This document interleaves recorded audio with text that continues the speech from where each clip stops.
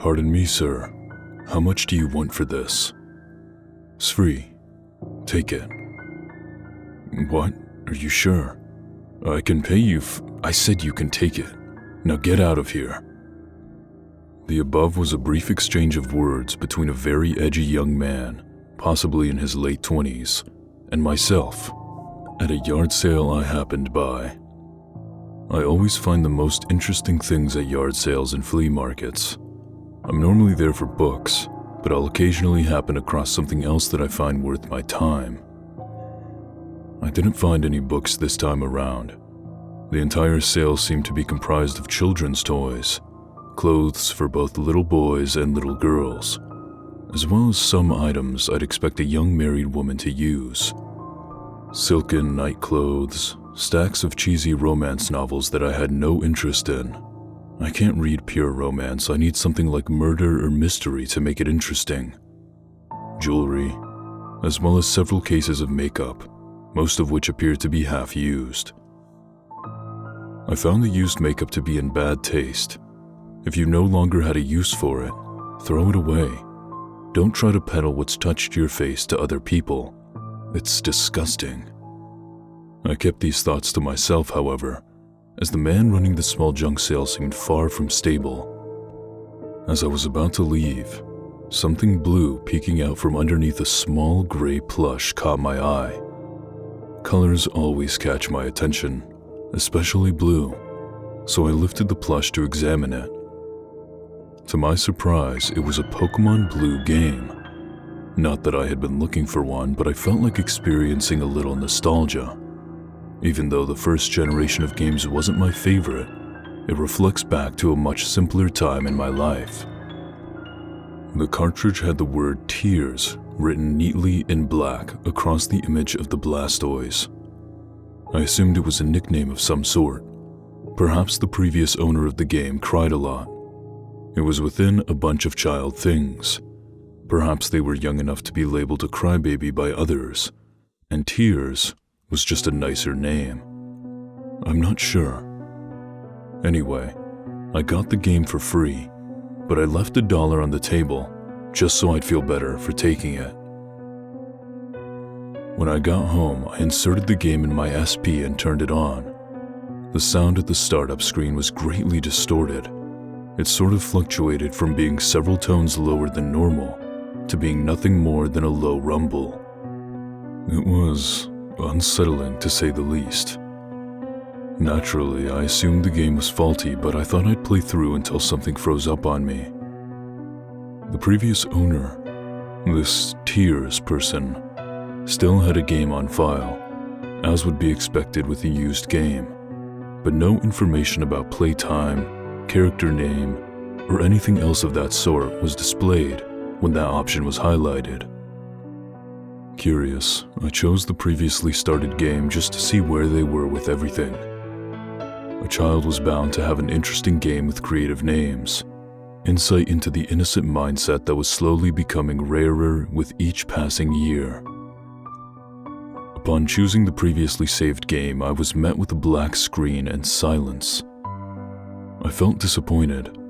The game seemed to have already messed up on me. I was just about to turn it off when a dialog box popped up. I began to read, but the text was moving painstakingly slow. I've been robbed of everything. My title is champion. My grandfather's respect. Even my Pokémon are dead because of you. I won't stand for this. I will come to find you. I was confused. Who was speaking? Who were they speaking to? My heart rate had picked up out of what I assumed was fear. It had been a while, but I knew this wasn't normal. But curiosity continued to keep me locked onto the game. As the black screen faded away, the music belonging to the inside of the Pokémon Tower began playing perfectly. The sound obviously wasn't as broken as it appeared to be at the beginning. The scene revealed when the black faded was that of the appropriate area, the Pokémon Tower. The not-so-familiar-to-me sprite of your in-game rival, Blue, was standing in front of one of the many graves inside the tower. He stayed there for several minutes, the disturbing music continuing to play throughout his silence, before he finally said something. "This ends today, for the both of us." With that, he left the tower. My screen followed him. As he stood outside the tower, the music did not change to Lavender Town's normal depressing music. Rather, the haunting tune from inside the graveyard continued to play through on a loop. As much as I wanted to turn down the music, I couldn't bring myself to do so. I couldn't move the character after that. I couldn't tell if it was another assumed glitch of the clearly hacked game or if it was hesitation on the character's part. After another minute, he finally spoke again. "Fly." Even though there was no voice connected to the character in the game, with the speed in which the text moved, there was an almost obvious feel of depression about him. I opened the start menu and checked Blue's party. All he had was a Pidgeot which had no level. I checked its stats.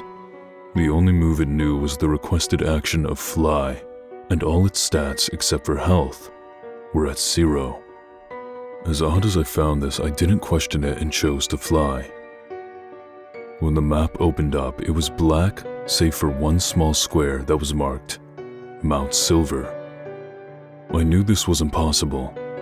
Mount Silver was in Johto, which had yet to be introduced in the original Pokémon games. Regardless, it was my only destination, so I chose it. The typical animation of the trainer's sprite turning into the bird sprite and flying off took place. And sure enough, I landed in front of the cave entrance to Mount Silver.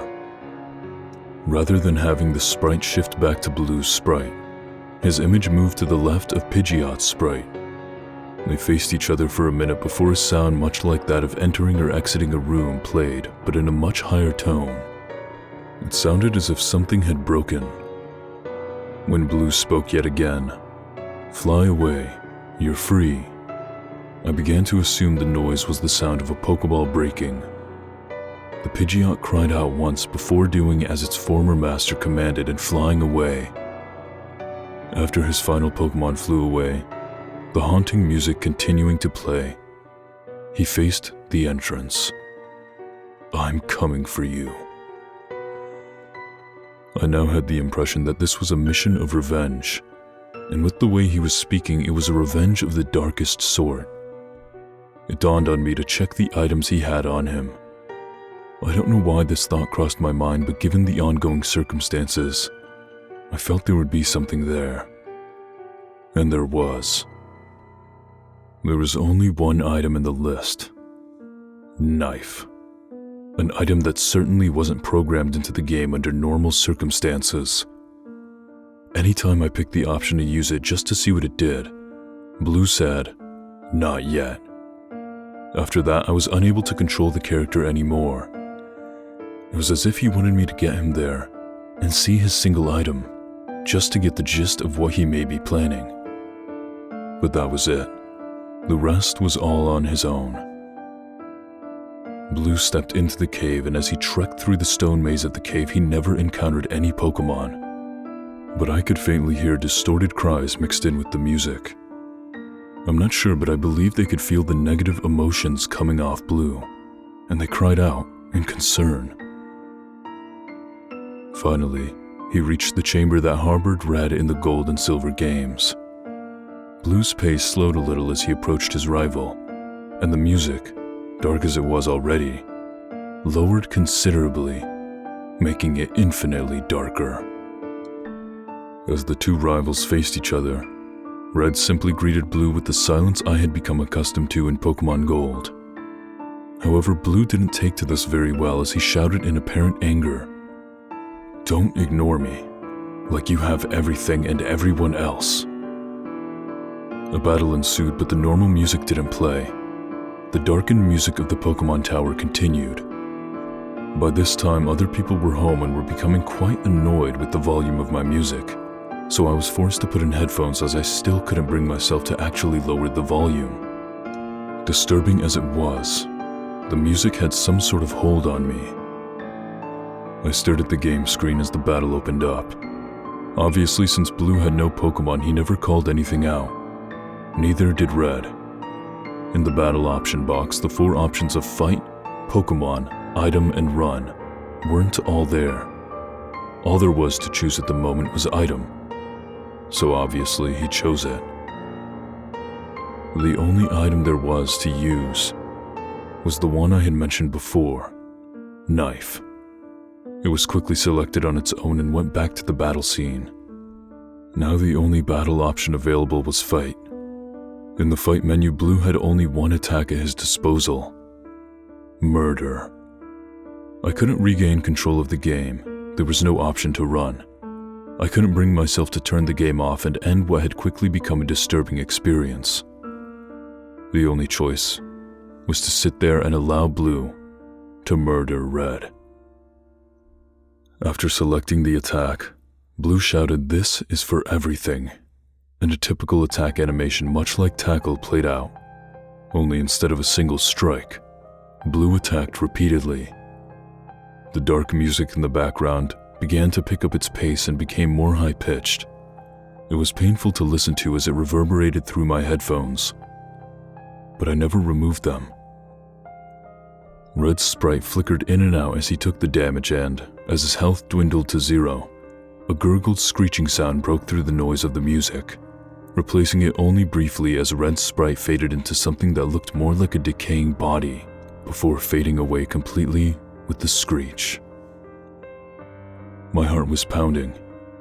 I was beginning to get a throbbing headache, and yet my eyes remained glued to the screen as the remainder of the scene played out. As the music replaced the screen once again, another dialogue box popped up as Blue spoke yet again. "See you in hell." The battle options box popped up again. Fight, the only remaining option. Blue selected it, but instead of murder, the attack option available was suicide. There was a moment of hesitation, but Blue finally attacked himself with less fury than he had Red.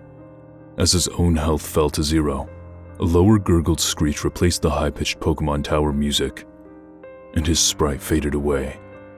Only when the decayed sprite faded in, he wasn't facing the battlefield. He faced me. His screech continued on, growing in volume to the point where the pain it caused equaled that of a migraine. And yet I still kept the headphones in. My eyes locked onto the dead, hollow eyes of Blue as he continued to scream, before the screen began to flicker. It was slow at first, but it quickly picked up to a rapid strobe effect. The scream grew in volume and pitch one more time before the screen simply cut to black. I held my breath. My heart pounded so hard against my chest that it hurt.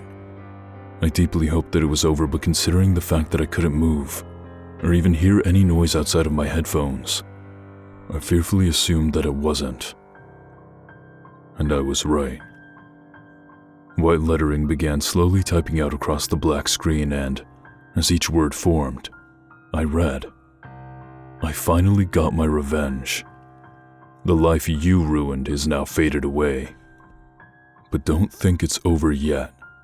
My suffering has ended, but yours has only begun. I'll be watching your strife with a grin on my face. And when it all ends, I'll see you in hell." Though I had a full battery just a moment ago, the light turned red and the system turned off. My nose began to spill blood for several minutes, and I'll never be able to describe the terror I felt afterwards. I'll never be able to describe the terror I still feel. You see, the very next day on the news, they announced that the very same man I purchased the game from, I won't release his name, had called the police, saying that he had killed his wife 3 days prior and buried her in the backyard. When they reached his house, they had found him by the phone, dead. He had slit his throat and committed suicide. It was also mentioned that several weeks ago, his 8-year-old son had murdered their 6-year-old son and then killed himself. I assumed that the game had done all this, and I'm next. I don't know how much longer I have, nor do I know who will die at my hand. But you deserve to know this. Never play Blue Tears.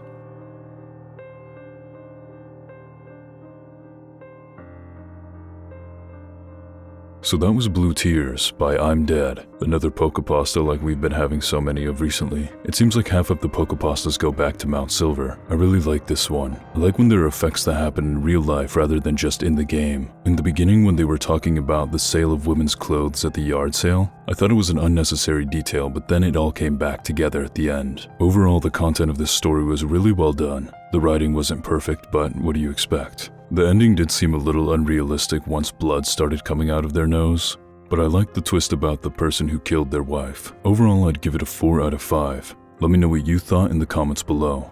And thank you for listening, and for answering the call of the Night Spirit.